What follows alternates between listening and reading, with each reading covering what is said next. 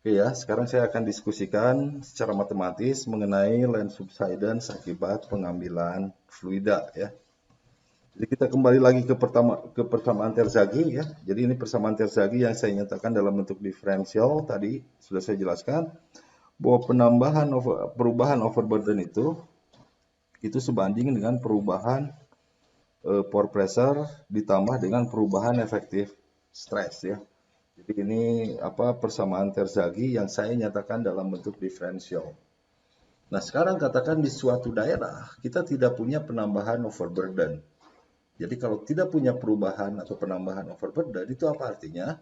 Artinya perubahan overburdennya sama dengan nol ya. Jadi ini sama dengan nol kalau maaf, ininya sama dengan nol nih.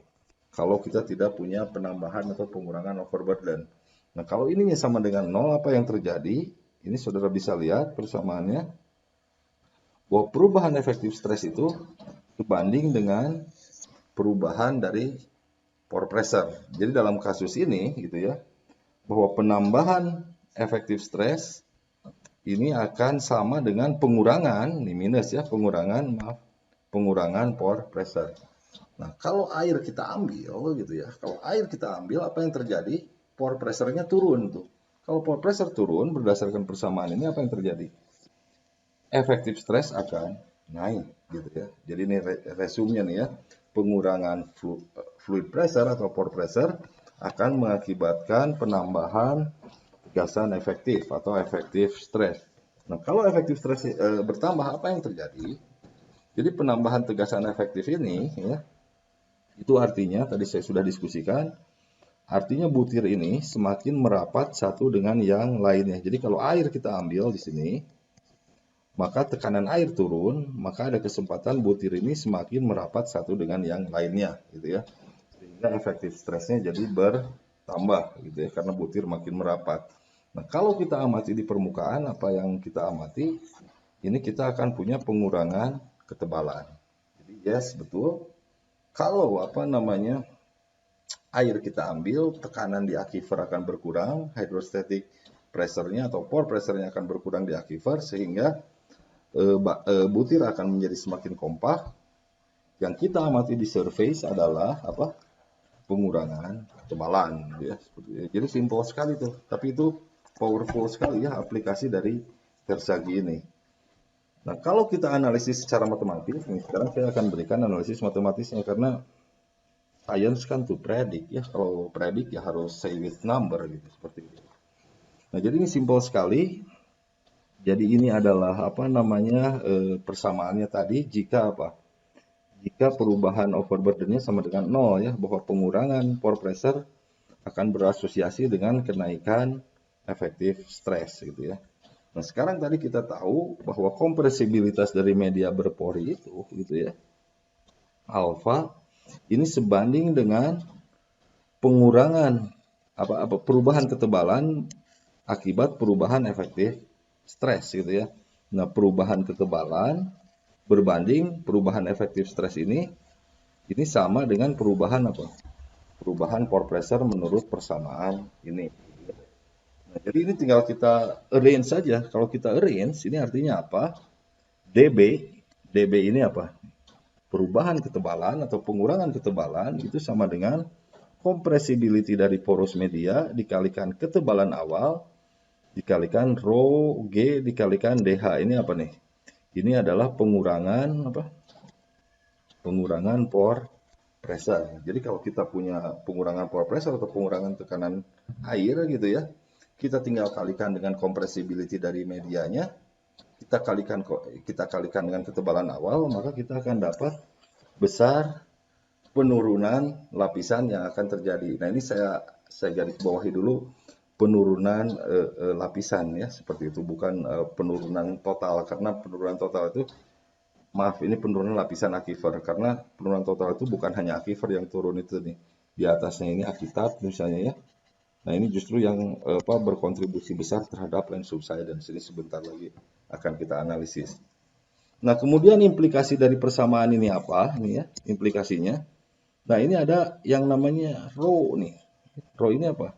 Density of fluid gitu ya. Nah, dan besar pengurangan ini sebanding dengan apa? Besar pengurangan apa namanya? Besar pengurangan ketebalan ini sebanding dengan density airnya. Jadi ini artinya apa? Kalau kita punya air asin, kita bandingkan dengan air tawar, maka aquifer air asin akan memberikan penurunan aquifer atau pengurangan ketebalan di aquifer yang lebih besar dibandingkan dengan aquifer yang isinya air tawar. Ini sangat-sangat logical sekali ya, seperti itu. Oke, itu kalau kita lihat dari aspek density-nya. Density dari air. Nah, sekarang kalau kita lihat aspek batunya, ini saudara lihat di sini ya, bahwa compressibility dari clay kita bandingkan dengan compressibility dari sand.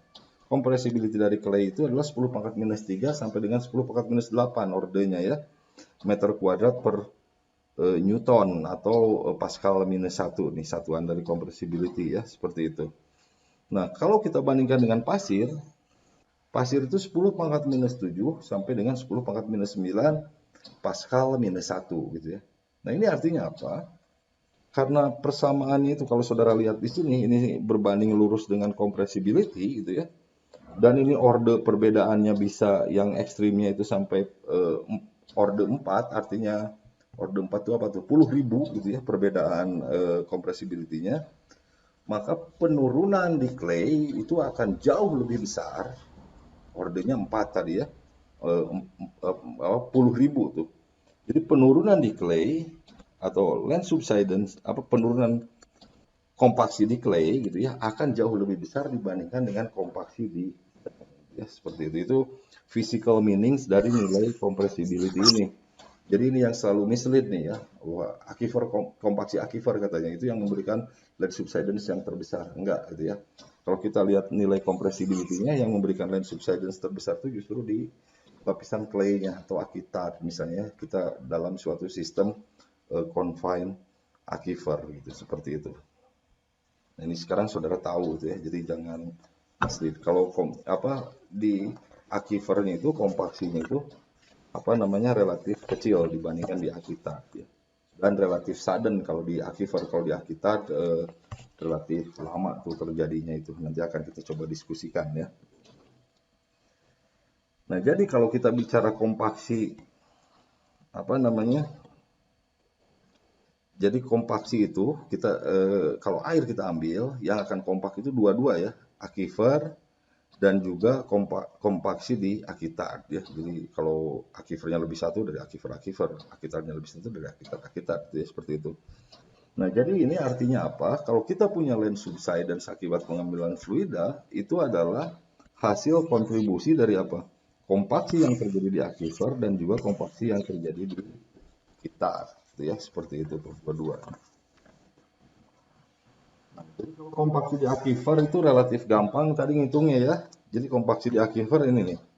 Jadi kita tahu kompresibilitas aquifer, kita tahu penurunan muka air tanah, kita tahu ketebalan awal, kita bisa langsung hitung. Nah, kalau kompaksi di akitat ini relatif lebih rumit gitu ya, mathematical treatmentnya. Jadi kalau saudara lihat nih mathematical treatmentnya, ini kompaksi akitat atau di lapisan lempung ya akibat pengambilan fluida. Jadi katakan ini kita punya dua aquifer nih, 1 dan 2 ya, ini aquifer ini. Nah, kalau aquifer ini kita pompa gitu ya, maka akan terjadi aliran dari akitat ini ke aquifer nih. Ya. Sehingga apa? Pore pressure atau fluid pressure yang ada di akitat akan turun juga gitu ya. Jadi ini contohnya nih ya. Jadi misalnya ini ini penurunan di di titik A di sini ya, seiring dengan waktu tuh seperti ini ya. Jadi penurunan muka air tanah di titik A seiring dengan waktu. Ini jadi di ininya nih, di aquifernya nih seperti ini ya. Kayak gitu. Kemudian ini titik B nih, seiring dengan waktu seperti itu. Nah, tapi di sini ini saudara lihat nih ya. Ini T sama dengan 0 gitu ya. Kemudian ini ketika drop sampai dengan delta H. Jadi sampai dengan di sini nih, di sini drop atau di sini drop ya. Jadi butuh waktu yang cukup lama. Ini T1, T2, T3 sampai dengan ini ya. Sampai dengan penurunan di akitatnya sama dengan penurunan di aquifer. Jadi butuh waktu yang cukup lama gitu ya, kayak gitu. Nah, kalau kita lihat ini penurunannya tidak sesimpel ini dan tidak sudden itu ya. Ini time dependent nih penurunannya seperti itu ya. Nah, kemudian kalau kita lihat subsidence yang terjadi ini seiring dengan waktu ya. Jadi subsidence itu pertama cepat, ini saudara lihat ya. Kemudian seiring waktu bertambah subsidence-nya jadi lambat tuh, seperti ini ya. Jadi ini juga yang menunjukkan bahwa kalau kita punya land subsidence karena pengambilan air tanah, ya, seperti itu, maka land subsidence yang terjadi karena merupakan kontribusi dari land subsidence yang terjadi di aquifer dan di habitat, dengan kontributor terbesar adalah land subsidence di habitat, gitu ya, maka kita tidak akan punya penurunan yang linier. Ya. Kalau saudara lihat, ini delta B, penurunan terhadap waktu, kalau kita plot, pertama-tama dia cepat turun. Tapi seiring dengan waktu dia akan melambat dan mungkin dia konstan, dia tidak akan turun lagi. Itu yang kita sebut sebagai ultimate ya. Jadi ini ultimate land subsidence di habitat ya, seperti itu. Nah, bagaimana cara menghitungnya? Prinsipnya sama gitu ya. Hanya karena ini apa namanya? Kita punya time dependent yang penurunan H-nya seperti ini. Nah, ini penurunan H ini saudara bisa dapatkan dengan cara mencari solusi dari persamaan diferensial aliran air tanah pada habitat. Nah, ini topik advance ya, tidak akan saya diskusikan di sini. Nah, tapi ini bisa diselesaikan dengan cara yang relatif sederhana untuk perhitungan land subsidence-nya gitu ya, dengan cara apa? Kita bagi aja ini menjadi sistem apa? Grid gitu ya. Jadi kita bagi per apa nih? Per delta Z gitu ya, per potongan-potongan ini. Nah, jika kita tahu penurunan muka air tanah di potongan-potongan ini, kita tinggal sumasikan saja gitu. Penurunan di masing-masing potongan ini dan dapatlah kita apa namanya? Penurunan perubahan ketebalan di apa namanya? Di habitat ini totalnya gitu ya, dari T1 sampai dengan T2 misalnya dari sini sampai dengan sini gitu ya, sampai dengan T2. Jadi ini T1, T2 nih ya, dari sini ke sini gitu. Nah, ini yang utama juga ini adalah time dependent ya, sementara penurunan di apa namanya? Di aquifer adalah sudden atau tiba-tiba.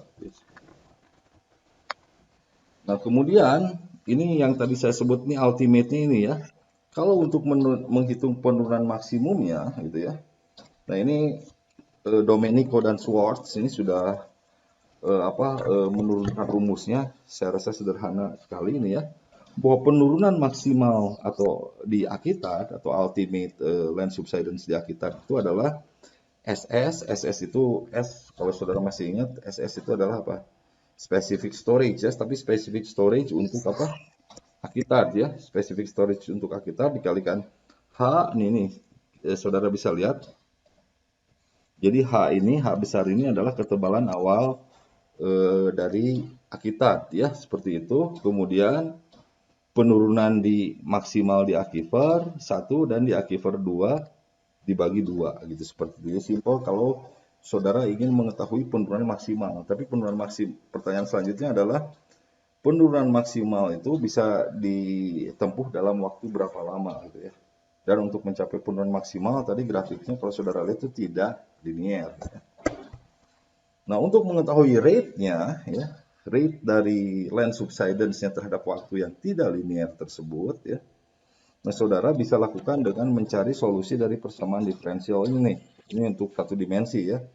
Kemudian boundary condition-nya itu adalah ini ya, bahwa tekanan pada setiap set ketika T-nya sama dengan 0 ya, itu adalah sama dengan tekanan awal gitu ya. Jadi tekanannya konstan terhadap kedalaman seperti itu. Nah, kemudian ini initial condition sebenarnya, bukan boundary condition ya. Tekanan pada saat T sama penurunan tekanan. Jadi ini di batas atasnya ya, di batas atasnya itu penurunan tekanan sama dengan 0. Jadi artinya relatif penurunan tekanan sama dengan 0 relatif terhadap tekanan awal. Ini artinya ya, pH, T sama dengan 0 ini. Kemudian di batas bawahnya sama juga bahwa penurunan tekanan itu sama dengan 0 relatif terhadap tekanan awal. Jadi ini sebenarnya dua ini itu adalah penjabaran dari apa namanya penurunan muka air tanah yang terjadi secara sudden di aquifer gitu ya. Nah, ini well known nih ini ya, persamaan diferensial ini Dan ini dikenal sebagai teori konsolidasi dari Terzaghi dan Peck. Dan ini ekuivalen dengan teori heat flow dari Karslow dan Jaeger nih ya, tahun 59 seperti itu. Nah, ini solusi analitisnya sudah ready nih, solusi analitis untuk ini ya.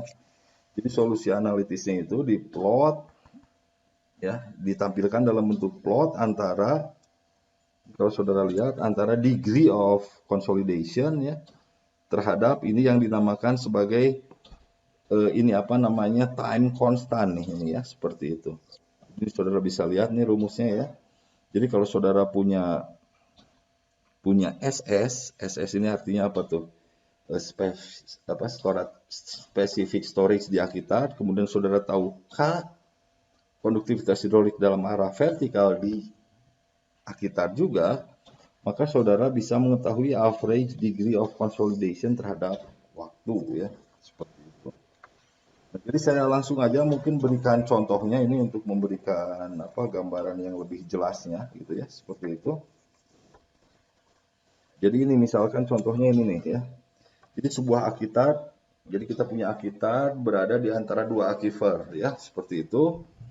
Kemudian kita tahu spesifik storage dari akitat sekian, 1 kali 10 pangkat minus 3 per foot dengan ketebalan akitat 40 feet gitu ya. Kemudian katakan muka air tanah di aquifer 1 yang di atas dan di aquifer 2 yang di bawah itu diturunkan 50 feet gitu ya. Nah, kemudian kita diminta menghitung berapa kompaksi maksimum yang akan terjadi di akitat gitu ya, seperti itu. Kemudian yang kedua, kita juga diminta menghitung berapa waktu yang dibutuhkan untuk mencapai 50% dan 95% dari kompaksi ya. Jika diketahui bahwa nilai konduktivitas vertikal itu adalah 1 kali 10 pangkat minus 3 foot per hari gitu ya, seperti itu. Oke ya, jadi kasusnya ini tadi kita sudah punya solusi analitisnya. Jadi saya tuliskan lagi ini parameter dari akitatnya bahwa specific storage-nya itu 1 kali 10 pangkat minus 3 foot pangkat minus 1, H-nya sama dengan 40 feet. Kemudian penurunan muka air tanah di aquifer 1 kita turunkan 50 feet. Penurunan muka air tanah di aquifer 2 juga kita turunkan 50 feet. Kemudian kita punya konduktivitas hidrolik dalam arah vertikal di akitat itu adalah 1 kali 10 pangkat minus 3 feet per hari gitu ya. Maksimum penurunan maksimum kompaksi yang terjadi di akitat ini simple sekali, saya rasa SS kita kalikan ketebalan awal, kemudian berapa turun muka air tanah di aquifer 1, berapa turun muka air tanah di aquifer 2 kita bagi 2 gitu ya. Dan ini kalau saya masukkan angkanya, ini saudara lihat dapatnya penurunan maksimal yang akan terjadi jika air tanah kita turunkan di dua aquifer itu 50 masing-masing 50 feet. Penurunan akitat maksimalnya itu atau ultimate-nya itu adalah 2 feet ya, seperti itu. Kurang dari 1 meter untuk hydraulic head yang kita turunkan 50 meter di masing-masing dari aquifer. Oke ya, jadi ini saya ulangi bahwa maksimum land subsidence yang terjadi di akitat jika di aquifer kita turunkan muka air tanah 50 feet di dua aquifer masing-masing adalah 2 feet ya, itu land subsidence yang terjadi maksimalnya. Nah, sekarang pertanyaan selanjutnya seperti saya sebutkan adalah berapa lama waktu yang dibutuhkan untuk tercapai 2 feet kompaksi di akitat ini ya, seperti itu. Nah, tadi saya sudah berikan ke saudara mengenai ini time constant ini ya, seperti ini. Nah, ini bisa saudara lihat. Jadi misalnya untuk 50% kompaksi gitu ya. Jadi 50% kompaksi kalau saudara lihat ini ini grafik dari solusi persamaan diferensial dari Terzaghi. 50% kompaksi itu ya, itu corresponds dengan nilai time constantnya itu 0,196 ya. Time constant untuk 50% kompaksi. Jadi ini waktu yang dibutuhkan itu ya tinggal saudara hitung aja ya, ini simple sekali. Ini kita pindahkan semua ke sini gitu ya. Jadi time yang dibutuhkan untuk 50% kompaksi itu adalah 0,196 dikalikan dengan Ini ketebalannya dibagi 2 gitu ya, seperti itu.